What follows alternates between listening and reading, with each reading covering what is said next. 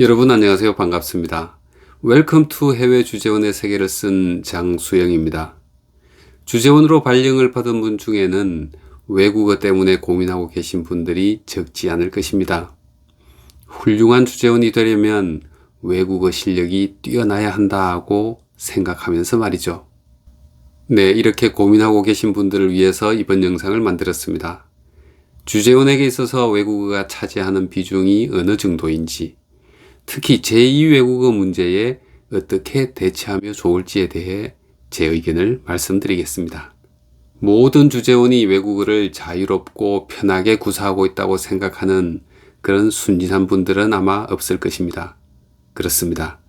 주재원이라고 해서 모두 다 외국어에 능통한 것이 절대 아니죠. 한국에서 태어나서 공부하고 취직한 직장인이 어느 날 주재원으로 선발되었다고 해서 갑자기 외국어에 능통하게 된다면 그게 더 이상한 일일 것입니다. 물론 개인별로 외국어 실력에 다소간의 차이가 나는 건 사실입니다. 똑같은 교육을 받더라도 언어에 소질이 있는 분도 있고 또 그렇지 않은 분도 있을 테니까 말이죠. 그리고 요즘 젊은 세대의 외국어 실력이 더 뛰어난 것도 사실입니다. 어릴 때부터 구어 중심으로 교육을 받은 데다가 과거에는 존재하지 않았던 어학연수 그리고 교환 학생을 경험하면서 외국어를 익힐 기회가 더 많았기 때문일 겁니다. 그리고 또 가끔은 외국에서 공부하고 온 분들도 있는데요. 이분들은 마치 외국인처럼 자유롭게 외국어를 구사하기도 합니다. 그렇지만 대다수 주재원에게 외국어는 여전히 극복이 쉽지 않은 고민거리인 것이 사실입니다. 그러니 나만 외국어에 약하다는 생각에서 벗어나시기 바랍니다.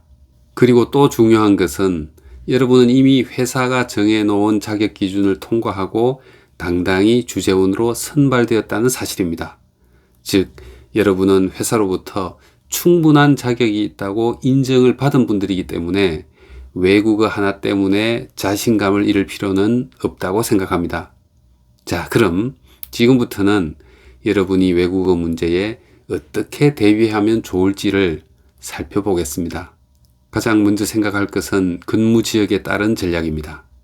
만약 여러분의 영어 실력이 충분한 상태에서 영어권에 근무하게 된다면 별 문제가 없겠죠.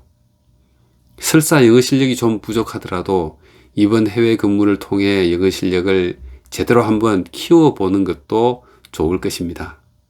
문제는 비영어권에서 발생합니다. 그리고 비영어권도 국내의 언어 구사자가 비교적 많은 제2 외국어권과 언어 구사자가 거의 없는 기타 외국어권으로 구분해서 살펴볼 필요가 있을 것 같습니다. 만약 여러분이 제2 외국어 구사가 가능해서 제2 외국어권으로 발령받았다면 그 지역 언어를 열심히 익혀서 활용하는 것이 필요합니다. 이것은 영어 구사자가 영어권으로 발령받은 것과 마찬가지로 볼 수 있겠죠. 하지만 문제는 그 지역 언어를 전혀 하지 못하는 상태로 발령을 받았을 때입니다. 해외에 직원을 파견할 때 회사는 가능하면 그 지역 언어 구사자를 주재원으로 선발하려 합니다. 하지만 회사가 그 시점에 해당 언어 구사가 가능한 적합한 인재를 확보하고 있기란 그리 쉬운 일이 아닙니다. 이런 이유로 많은 직장인이 해당 지역 언어를 구사하지 못함에도 불구하고 주재원으로 파견되어 근무하고 있는 것이죠. 자, 그렇다면 우리 주재원들은 이런 상황에서 어떻게 대처하는 것이 좋을까요? 우선 해당 지역 언어를 처음부터 배워서 활용하는 것이 결코 쉽지 않다는 말씀부터 드려야 할 것 같습니다. 불어를 전공한 저는 파리에 2차례 근무하면서 불어를 전혀 하지 못하던 분들이 불어를 익히려고 애쓰는 모습을 꽤 많이 보았는데요. 안타깝게도 성공하는 주재원이 거의 없었습니다. 그 이유가 무엇일까요? 제가 생각하는 이유는 이렇습니다. 첫째는 주재원들이 외국어 공부에 투입하는 시간이 절대적으로 부족하다는 사실입니다.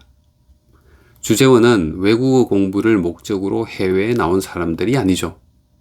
사무실에 출근하면 해야 할 일이 참 많은데요. 국내에 있을 때보다 훨씬 더 바쁜 경우가 많습니다. 즉, 외국어 공부를 위한 시간 확보가 쉽지 않다는 것입니다.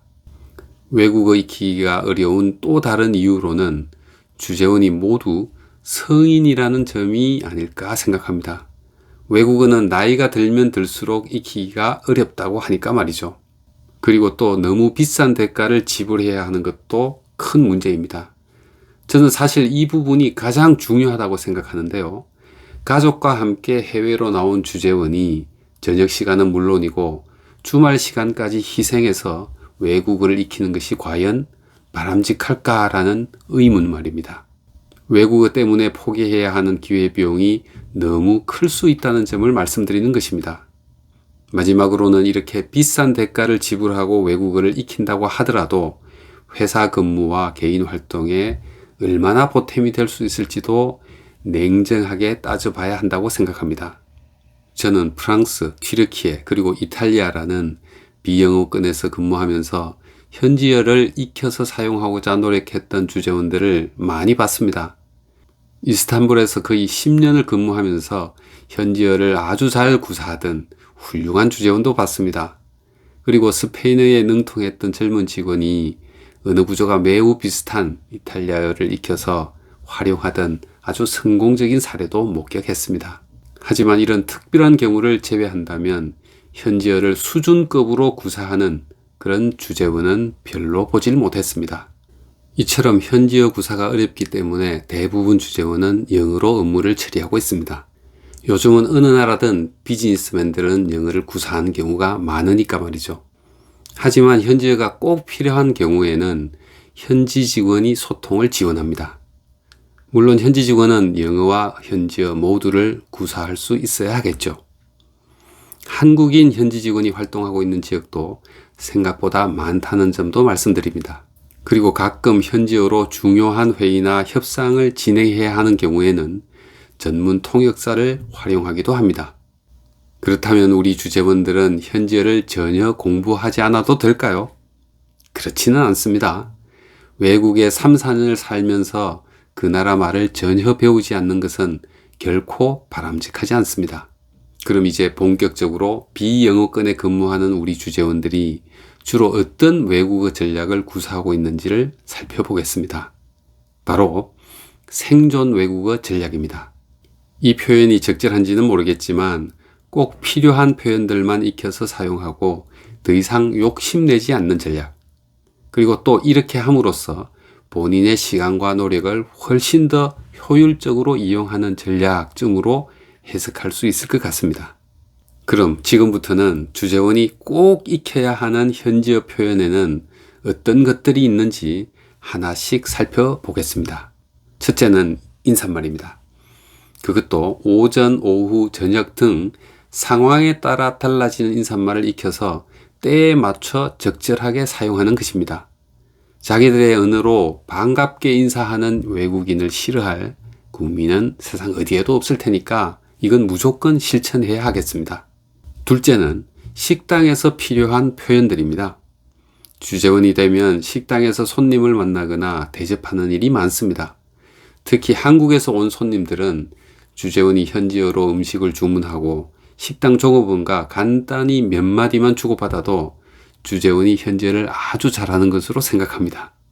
폼도 나고 효과도 꽤 좋으니까 꼭 익혀두시기 바랍니다. 셋째는 가게에서 물건을 살 때 필요한 표현들입니다. 이를 위해서는 숫자를 어느 정도까지는 알고 있어야 합니다. 가격 흥정이 가능한 지역이라면 너무 비싸니 좀 깎아주세요와 같은 애교 섞인 표현도 익혀둔다면 잘 써먹을 수 있을 것입니다. 이 밖에도 길을 묻거나 택시를 타고 어디를 가자는 표현도 당연히 알고 있어야 할 표현들입니다.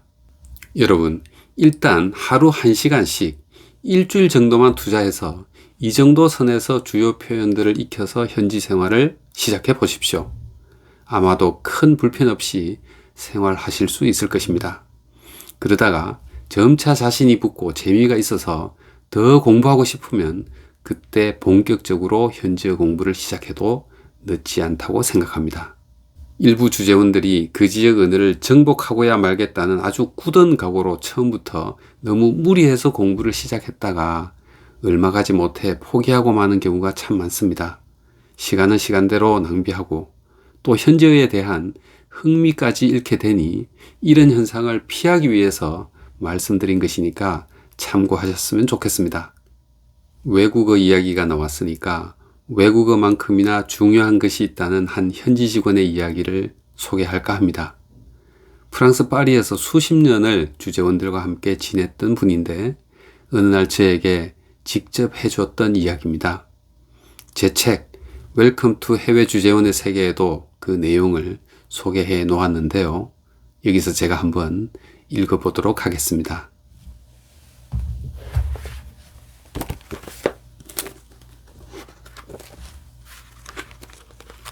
요즘 들어 해외에서 생활하거나 공부를 해서 외국어에 능통한 직원들이 주재원으로 파견되는 경우가 많아졌습니다.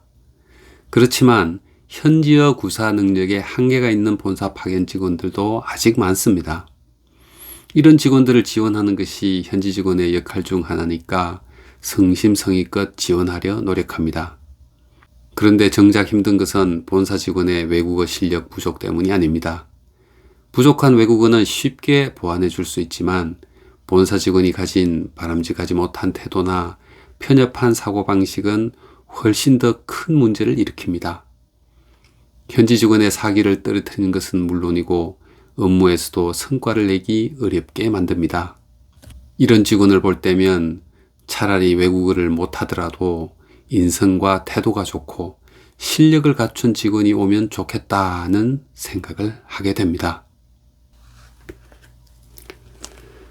네, 이분의 말씀에 대해서 여러분은 어떤 생각을 하시는지요? 이번 영상에서는 외국어 문제를 다뤄봤습니다. 주재원에게 있어서 외국어 구사는 매우 중요한 일이긴 합니다만 좀 더 전략적으로 접근할 필요가 있다는 점, 그리고 외국어만큼이나 중요한 또 다른 것들이 많다는 점에 대해서도 말씀드렸습니다. 오늘 영상이 여러분의 주재원 생활에 조금이라도 도움이 되었으면 좋겠습니다. 공감하신다면 좋아요와 구독 눌러주시기 바랍니다. 이번 영상의 마지막 인사는 프랑스어로 해보겠습니다. 그럼 다음에 더 유익한 정보로 찾아뵙겠습니다. 여러분, 오후와